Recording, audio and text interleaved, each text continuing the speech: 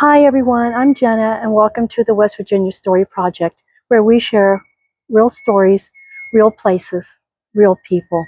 And I'm here today at our local fire station, Station 1 in South Charleston, West Virginia. It is on 4th Avenue. And I am going to take you behind the scenes and show you parts of the department that you may not have seen before. And I'll be talking to Rachel. She's the administrative assistant for Chief White. And we'll be going and looking at where the firemen live on their 24 hours when they're here, where they sleep, eat, and train for emergency procedures. So let's step inside and get a closer look at the heart of the fire department. Okay, and we're here with Rachel, the administrative assistant to the Fire Chief White here at the South Charleston Fire Department on 4th Avenue in South Charleston, West Virginia. Rachel, thank you so much for having me in today. Absolutely. And can you introduce yourself and your role you play at the fire department? Absolutely. So we have 5 stations in South Charleston. This is Station 1. That's where our offices are at, me and Chief White. I assist him in anything that the fire department needs. That's in ordering, anything the guys need, even till their little kids coming in and saying hi to us. But anything that, like the new guys, we get hotels for them for training, because they go. We're probably one of the best fire departments in the state of West Virginia in training. Chief White makes sure that they're prepared for anything. Even if we get very little of those calls, they'll know exactly what to do. Station tours, I do with a lot with the community. So anything with our schools, we give them. We give all the schools materials in the area. In South Charleston for fire safety, we have a fire safety week. And when is the fire safety week? Fire safety week is in October, but we let them know, and we have materials. We have an engine up there right now showing a school in our area, and they take them through the truck and show them the equipment so they're not afraid if one of our guys has to come and help them in a fire or their family. We don't want them to be afraid of us. We want them to know us. So we do that all the time with the community. We also do, we work with the Red Cross. We give out fire detectors, like smoke detectors, and we install them in people's homes that do not have them. We also do car seat installations for families, so it can be safely. You can make sure that your child's safe in a car. If someone needs a fire detector installed in their home, who would they have to call? And is it a certain age group, or it can be just anybody? It can be anybody that lives in the city of South Charleston. They would call us. We can give 2, and we install 2. If you buy more, we can also install those as well. But they would call Station 1. Okay. And the number is 304-744-8264. Thank you for that. Mm-hmm. What does your day-to-day look like? So I start at 8 o'clock in the morning. I usually come here and I open up all my emails that I have from everyone. I check my calendar to see what we have going on for today. I will go talk with the assistant chief to let them know so that their guys will be ready for anything for today. I'll say good morning to everyone, drink a cup of coffee with them, and talk about their day, because I haven't seen them because they come every 24 hours. Every 48 they have off, so they come for that 24, and so you don't see them every day. I have a new shift every day that comes in, A, B, and C, so there'll be a new group tomorrow morning when I come in. So it's like we talk about their families and their children and the new things that everybody's doing. But then we get back to work, and I get with billing and things we need ordered, and things like that. Okay, and how do you support the chief in the firefight? Well, Chief White is probably one of the best individuals that I've ever known. He not only loves these guys, but he loves his community. But if anybody that knows him, they either know him by Virgil White or by Peanut. But anybody who knows him can say the exact same thing, that he is a great human being, not just a fire chief, but he loves this community. And that's why he makes sure these guys, even with their family, we always tell them that we're the first ones to come and talk to. And that's with any of them. Because this is a hard job. You got to know that they work holidays too. They don't, just like how we get to go home in the afternoon, they don't go home till tomorrow morning. So most of their kids have already went to school. and things like that. So they miss that whole time in their lives, and they're here and they eat. Just like Thanksgiving, we'll have, you know, B shift, I believe, on Thanksgiving, and they'll stay here for the full 24 hours, and their families at home. So we try to assist them in any way possible. With training, we make them ready, make sure they have the things that they need to protect themselves. But Chief White, I assist him in pretty much like his schedule, things like that. But he is one of the best human beings that you could ever meet. And what's the busiest time of the year for you? The busiest time of the year is probably the month of October. And that is because we have Fire Safety Week, but we also do trunk or treats and things like that. So all the local churches, we have a parade, you know what I mean? So there's a lot going on. And that's like almost every day we have something going on with the schools. We do pumpkin drops with the schools from our ladder truck. So I would say that's our busiest month. And what community or charity projects does the department support? Okay.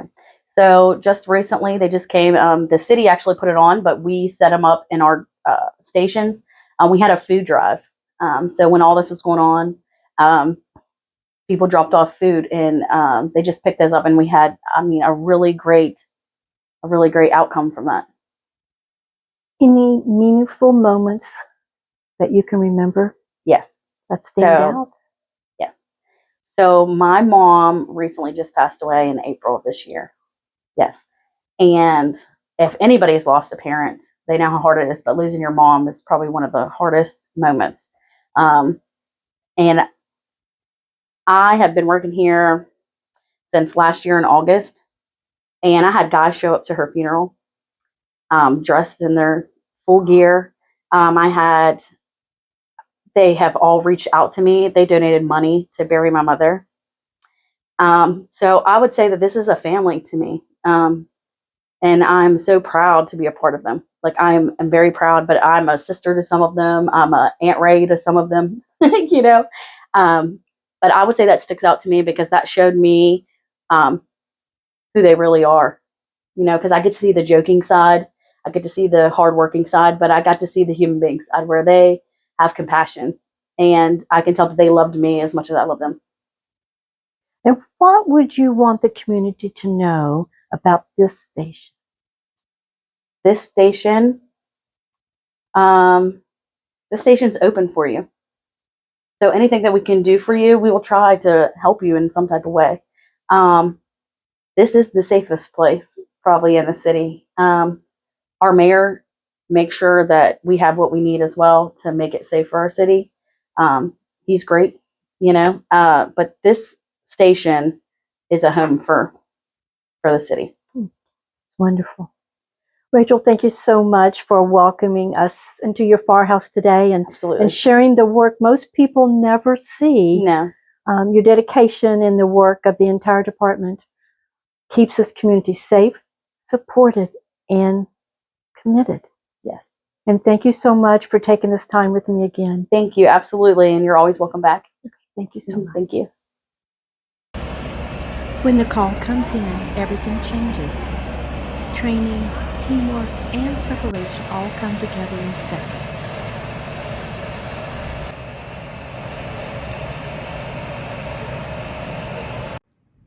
This is one of the sleep rooms where the firefighters sleep during long hours. Their shifts are 24 hours and they're off for 48. At any moment, day or night, they may have to jump up and respond. This truly becomes their second home. This is the firehouse kitchen and dining area. Meals are a big part of the station life. It's where the team talks, unwinds, and builds the strong family bond that carries them through tough calls. For firefighters, training never stops. Every shift includes drills, practice, reviews, and preparation for medical, fire, and rescue calls. This area is where they're constantly sharpening their skills.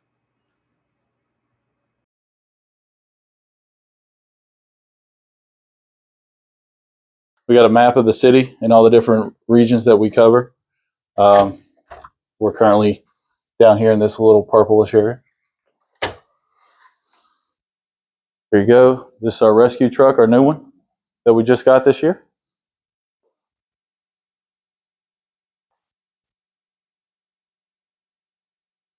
There you go. And then our old rescue truck that we still run from time to time.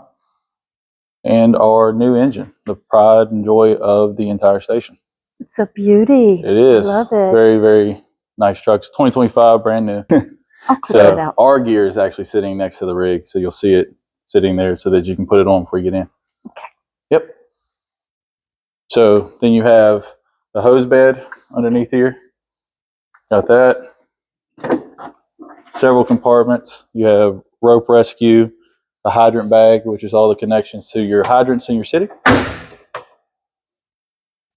As you go through, we have a pretty high-rise pack and our ladders. So there's actually a lever over here that allows us to raise and lower the ladders from here. So when the engine is on and it's running, you'll flip it on, lower it down, raise it up as needed. Sweet. So as we go through, then we keep our medical bag inside and our air pack bag inside. So that way we can grab it as we're coming out of the rig and we don't have to worry about where it could be anywhere else. Okay, and how many people actually go on a call? For engine one, we run 3-man crews. So not all of our engines are 3-man, just this one and station 4 are 3-man crews. Okay.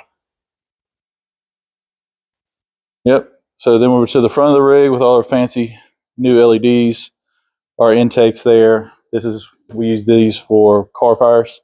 It's a bumper line, so it's a little smaller and faster to get out and easier to put back up. So the engine will drive up to the car fire, park behind it, pump water from that.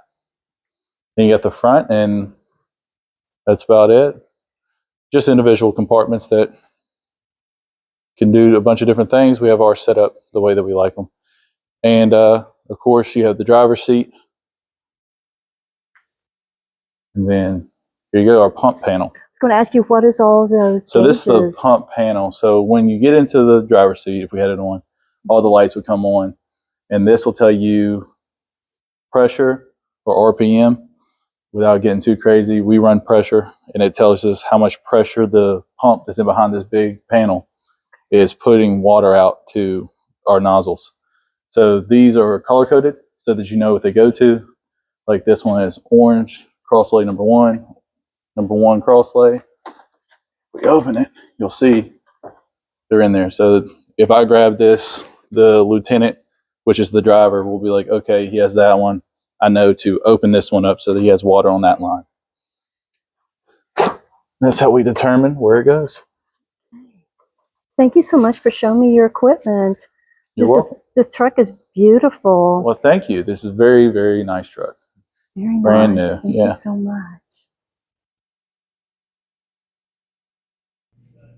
Hello, how are you? I'm well. How are you? I'm very well. So, tell us your name and what your function here at the fire station is.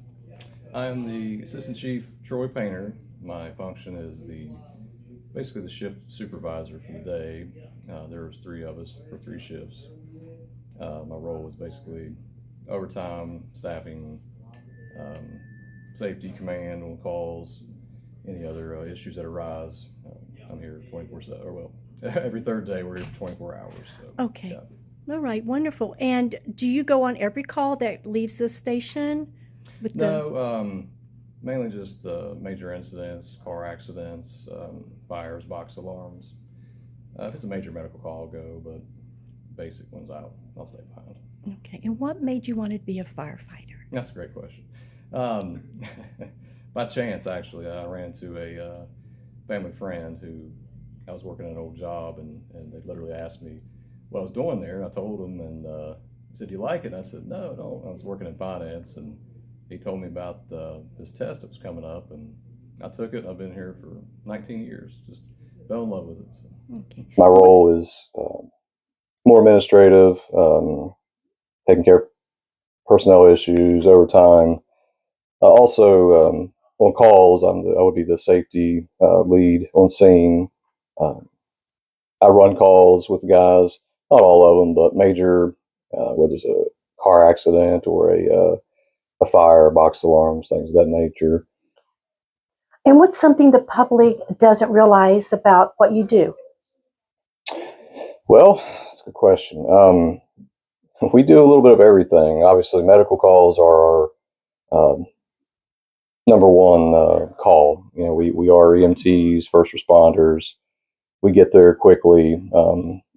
We do rely on the Kanawha County ambulance to transport the patient, but we can get there, start CPR immediately, take care of any kind of trauma, try to stabilize the patient. Okay. And what's the most rewarding part of being a firefighter? Most rewarding part, when those calls go good and it's successful and you're able to help somebody in need. And okay. What's one fire safety tip you wish every household understood better? Wow. I'd say a lot of people they're probably not aware of a lot of electrical issues, plugging things in that shouldn't be plugged in, extension cords. Things get overheated. We try to preach, don't use extension cords with space heaters. Those are culprits of many fires. It's definitely a thing that most people overlook or don't think about. It's like, well, if it plugs in, it works, but that's not how it should work. And do you get a lot of calls for things of that nature about the for the extension cords overheating and being called out? Especially it's the holidays now. We do get I wouldn't say a lot, but we've had a number definitely over the years. Especially with Christmas and stuff. Be careful with extension cords and overloading. The size of the wires. These are things that you got to think about. Make sure it's rated for it. Christmas trees are always an issue. Make sure they're watered if you have a live tree. Turn them off if you're not there. That's definitely turn the lights off. That is, yeah.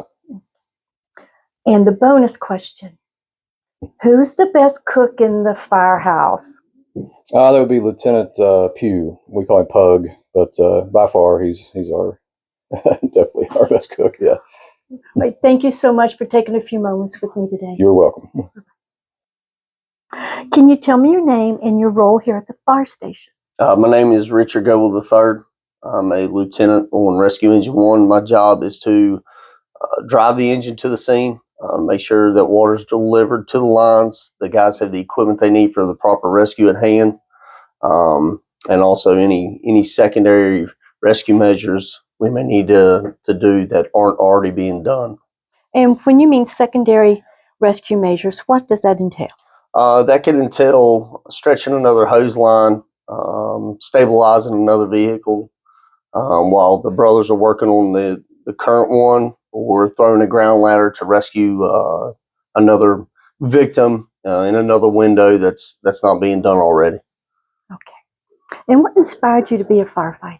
So I was inspired to become a firefighter from my father. He's been a firefighter paramedic for over 40 years now. Ever since I can remember, I've been in and out of firehouses and have always said, hey, I'm going to be a fireman, and had 50 fire trucks growing up under my bed. So that's all I've ever wanted to do. And what's something the public doesn't realize about what you do as a firefighter? At any point in time that we come to work, we are at work. We are prepared to give our lives for them. And that sounds like a cliche, but when you raise your right hand in front of the mayor, you should have an understanding that this is what you're here for, and you may get called to do that, and we do that willingly. What kind of calls do you respond to the most? About 84% of our calls here in the city of South Charleston are medical calls. Probably the next 10% are fire alarms, things of that nature, and then the remaining are fires and technical rescue incidents. What is the Firehouse family dynamic like? Oh, it's everything into one. You may be talking to the brothers one minute, feel like you're in a frat house. You may be talking to a father figure here at the Firehouse, feel like you're at your own house, or somebody you grew up with that that you just know you can go and get advice from, and then also you may be working with one of the brothers that annoys you to death, and you treat him like a little brother. And what's the most rewarding part of being a firefighter? The most rewarding part about being a firefighter for me is the children, being able to make a difference in the kids. That's the future of our society. And to me, being able to throw a kid up in a fire engine or give him a fire helmet, something along those lines, that may change his career route later on in life. So to me, it's not only just helping people, but making a difference in our youth. And what's the hardest or most challenging part of your job? Taking care of children. How so? In any way, shape, or form. I've been a father now for almost 3 years, and it definitely changes you. And anytime you're dealing with a young kid, whether they're just sick or they've been in a significant incident, it affects everybody in different ways. But you just realize with being a parent yourself.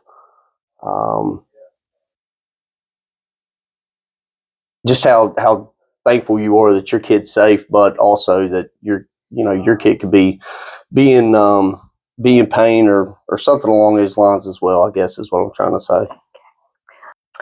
And how does the station give back to the community? So 24/7, 365, the brothers are always here along with the outlying stations, and this is the hub for the community. Whether somebody just needs their blood pressure checked, a kid needs his bike tire filled up with air, or we've had incidents, two that I know of that I was a part of, to where we had an emergency and had to bring an infant back here in a car seat, feed it, take care of them until CPS could come and do their job. So this is the safe haven for the community without a doubt, and we're always here for it. And the bonus question is, who's the best cook in the firehouse? Well, that's me. I would have to say on this shift, probably Derek Pugh for sure, hands down.